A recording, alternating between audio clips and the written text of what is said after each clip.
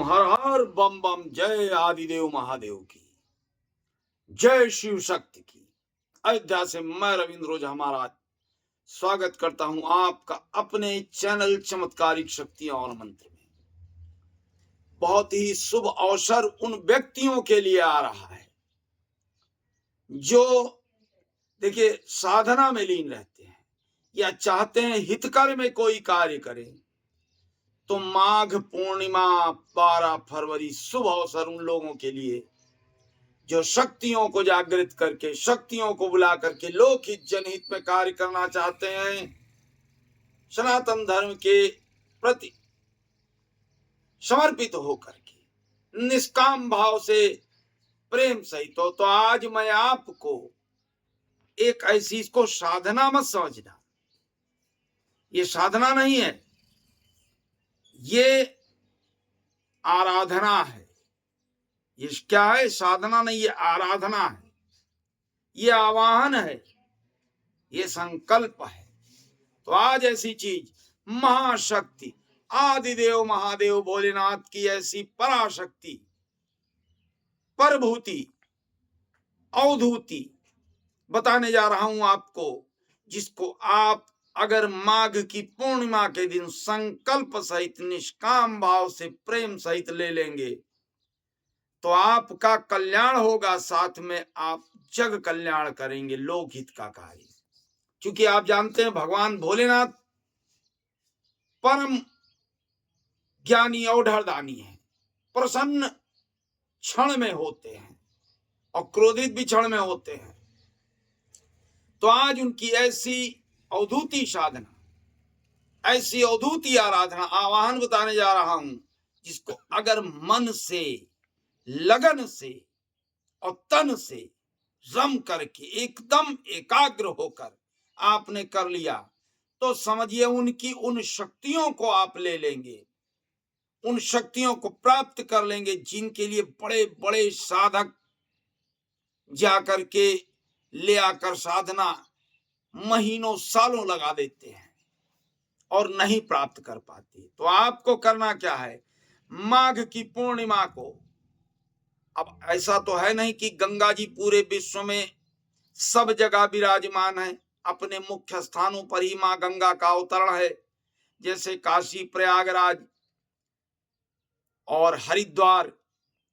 तो जिनके स्थान, मैं यहां, और देखिए मुख्य तो गंगा है, लेकिन मैं यहां पर यह आपको कहूंगा नदी, जिनके स्थान कोई नदी नजदीक हो, जिसके जिले में नदी का ही है, इसमें साधना में महत्व है, ये भी ध्यान रखिएगा।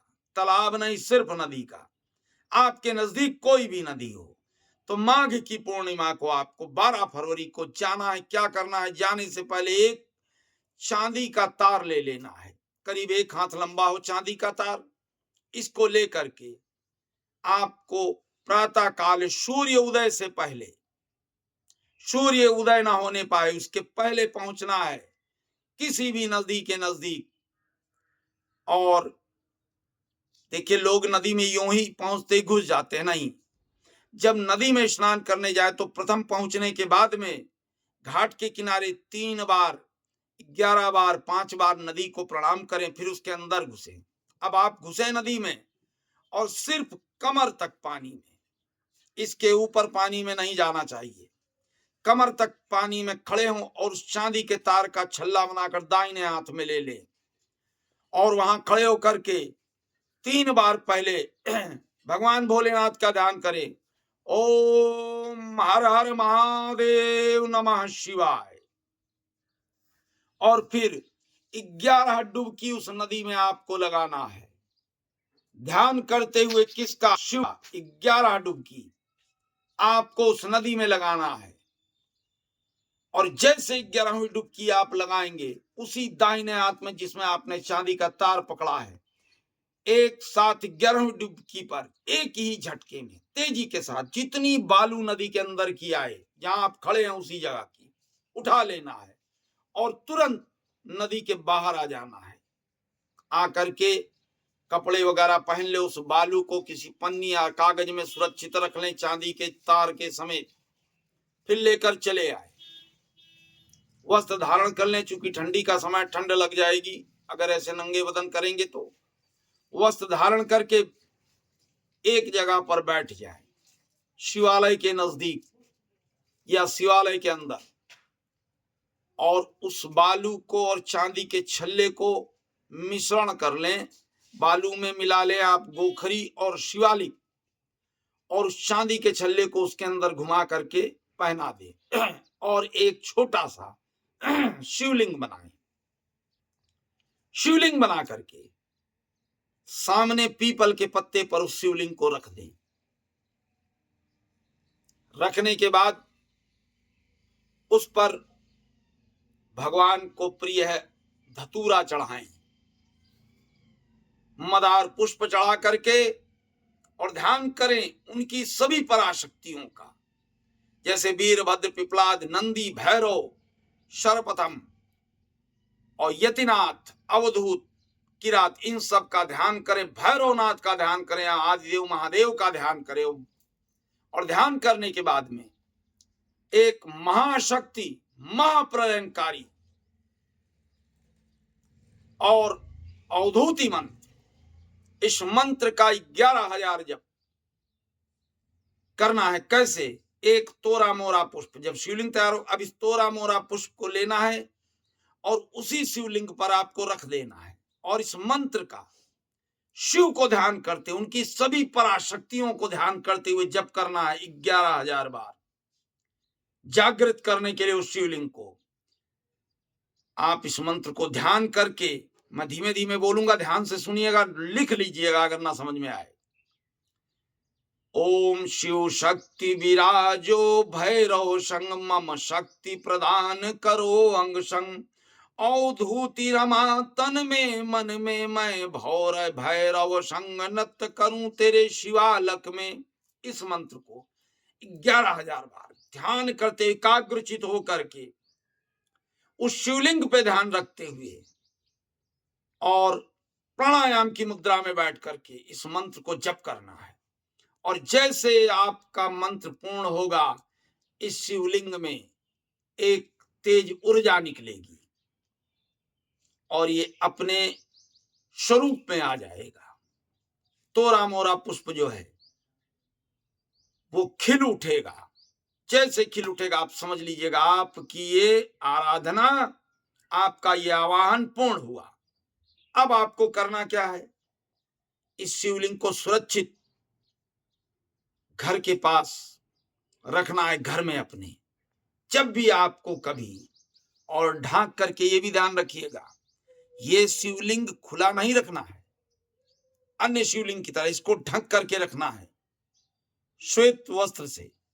और जब भी आपको कोई कार्य करना हो, भगवान भोलेनाथ की किसी भी शक्ति को, चाहे वीरभद्र को, चाहे पिपलाद का आवाहन करना हो, चाहे किरात का आवाहन करना हो, यतिनाथ अवधूत का, किसी भी कार्य सिद्धि के लिए, किसी भी परेशान व्यक्ति के कार्य को पूर्ण करने के लिए, तो आपको इसी मंत्र को 21 बार बोलना है। तोरा मोरा पुष्प को उसके ऊपर रख करके शिवलिंग के, और उन्हीं सब पूजन से गुजर कर इसी मंत्र को 21 बार बोलना है और कहना है, हे आदिदेव महादेव, आपकी इस पराशक्ति, हे अवधूत, हे किरात, हे वीरभद्र, हे पिपलाद, मैं आपका आवाहन कर रहा हूं, आपका भक्त, आपका प्रिय पुत्र, मेरे इस कार्य को पूर्ण करने के लिए आप आए और मेरे अंग संग विराजें, मेरे इस कार्य को पूर्ण करें, या मेरे पास जो ये आया है व्यक्ति, इसके इस कष्ट को, इस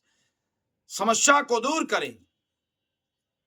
और जैसे ये कह के आप इस तोरा मोरा पुष्प को उस व्यक्ति के ऊपर घुमाएंगे या अपने ऊपर घुमाएंगे, एक तेज ऊर्जा निकल करके झंझनाहट होगी, और वो व्यक्ति, वो शक्ति आपके अंदर आकर के उन सारी समस्याओं का निदान स्वयं बोलकर करेगी, स्वयं बताएगी और स्वयं उन सब समस्याओं का निदान करेगी। लेकिन फिर आपको बताऊं कि इन साधनाओं को, जैसे ये कोई साधना तो है नहीं, इन अवधूति कार्यों को, इनको अवधूति कार्य बोलते हैं। इन अवधूति कार्यों को करने के लिए आपको एकाग्रचित होना होगा, और मन को स्वच्छ रखना होगा, अपनी समस्त ऊर्जा शक्ति को जागृत करना होगा। तो इस कार्य को करके, इस अवधूति आवाहन को करके आप लाभ लें, लोकहित जनहित में कार्य करें और लोगों की समस्याओं को दूर करें, अपनी भी समस्याओं को दूर करें, अपने अंदर एक नवचेतना को जागृत करें, आवाहन करें भगवान भोलेनाथ की इन शक्तियों का आवाहन करके। अब मैं अयोध्या से आप लोग से विदा ले रहा हूं और ये कह दूं कि इस अवधूति आवाहन की जो भी बातें न समझ में आई हूं, उसके लिए आप वीडियो में दिए नंबरों पर संपर्क करके पूछ सकते हैं। जहां जो चीज आप भूल रहे हो, ना समझ में आ रही हो, आना चाहें रविवार को अयोध्या में आकर मिल सकते हैं। और मेरे इस वीडियो को ज्यादा से ज्यादा लाइक शेयर सब्सक्राइब करें। इस साधना के लिए नहीं कहूंगा, इस अवधूति आह्वान के लिए, क्योंकि इसके लिए तो आपको संपर्क करना होगा, दीक्षित होना होगा, तभी इसको कर सकते हैं। लेकिन फिर भी कहूंगा ज्यादा से ज्यादा लाइक शेयर सब्सक्राइब करें, अन्य कार्यों के लिए लोग जिससे हमसे संपर्क कर सकें, अपनी समस्याओं का निदान पा सकें। इसी के साथ मैं रविंद्र ओझा महाराज अयोध्या से आप लोगों से विदा लेता हूं। इस साधना के लिए प्रेम सहित एक बार भगवान भोलेनाथ का आवाहन करके बोलिए, ओम हर हर महादेव।